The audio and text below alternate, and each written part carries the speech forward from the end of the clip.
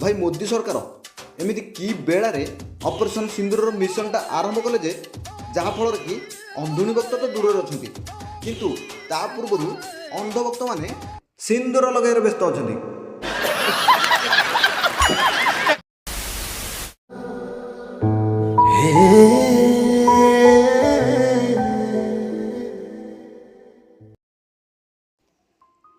नमस्कार, जय जगन्नाथ।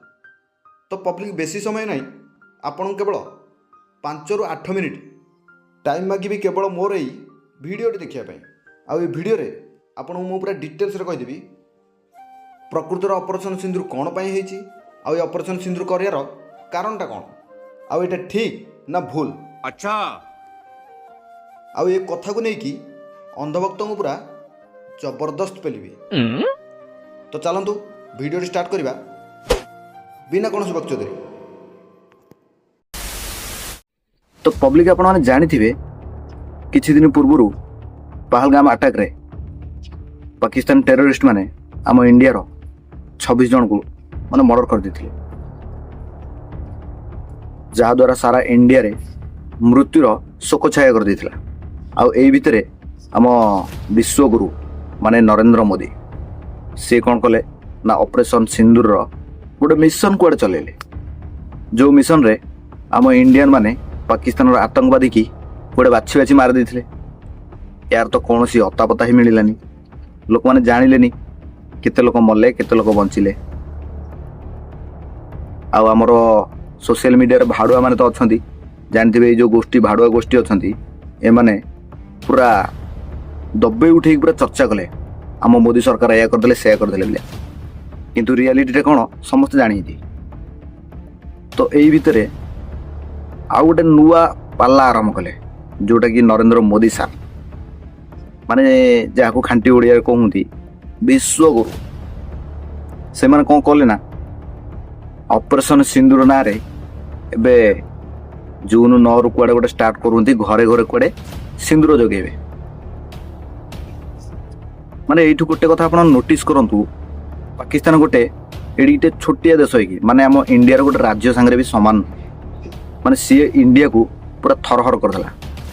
किंतु एठी आम विश्वगुरु तांको विरुद्ध रे कौनसी निष्पत्ति नवा बदल रे गोटे निष्पत्ति नहीं कौन ना घरे घरे सिंदूर कुआडे बांटिए।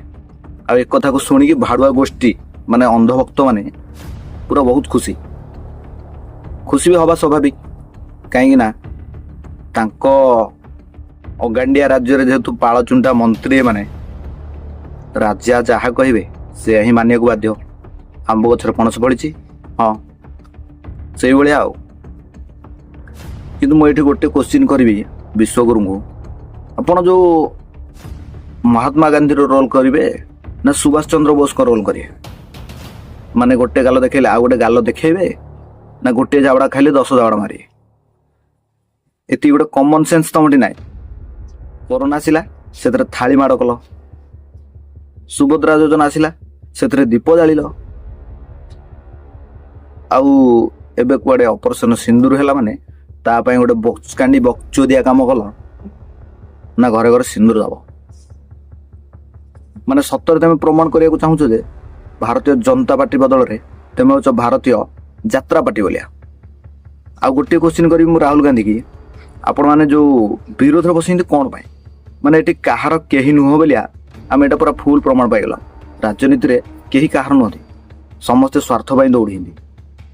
माने केमिति ए कथा को आपण समर्थन करूछंती, मु खाली सेई कथा भाबुछि।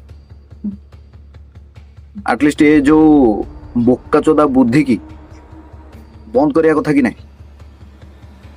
ऑपरेशन सिंदूर हला गोटे सिंदूर बांट, यदि ऑपरेशन गोल्ड होता गोल्ड बांटी पारि था, ना ऑपरेशन कोयला होते कोयला बांटी था, ना ऑपरेशन मनी होते पैसा बांटी था।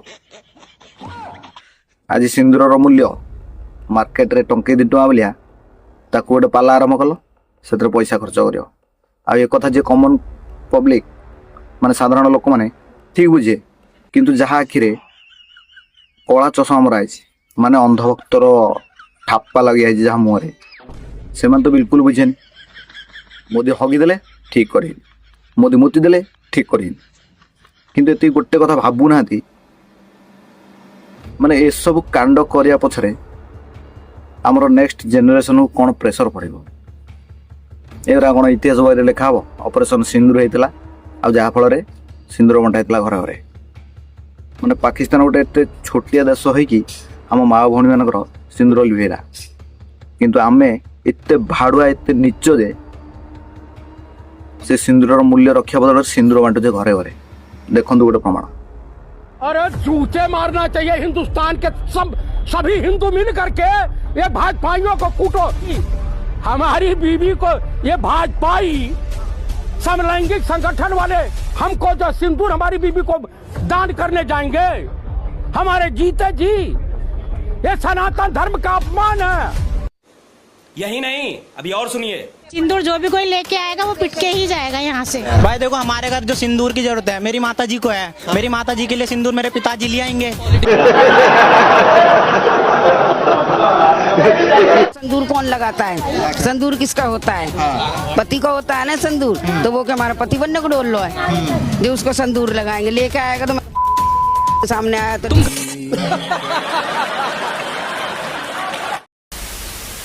ତ ସର୍ବଶେଷରେ ମୁଁ କିଛି କହିବିନି, କେବଳ ଗୋଟିଏ କଥା କହିବି, ଏଇଭଳିଆ ଯେଉଁ ବଚକାଣ୍ଡିଆ ବୁଦ୍ଧି ବାହାର କରୁଛ ସେ ବୁଦ୍ଧିଟାକୁ ବନ୍ଦ କର, ନହେଲେ ଲୋକମାନେ ତମ କାର୍ଯ୍ୟକଳାପ ଦେଖିକି ତାଳି ମାରିବା ବଦଳରେ ଗାଳି ନିଶ୍ଚୟ କରିବେ।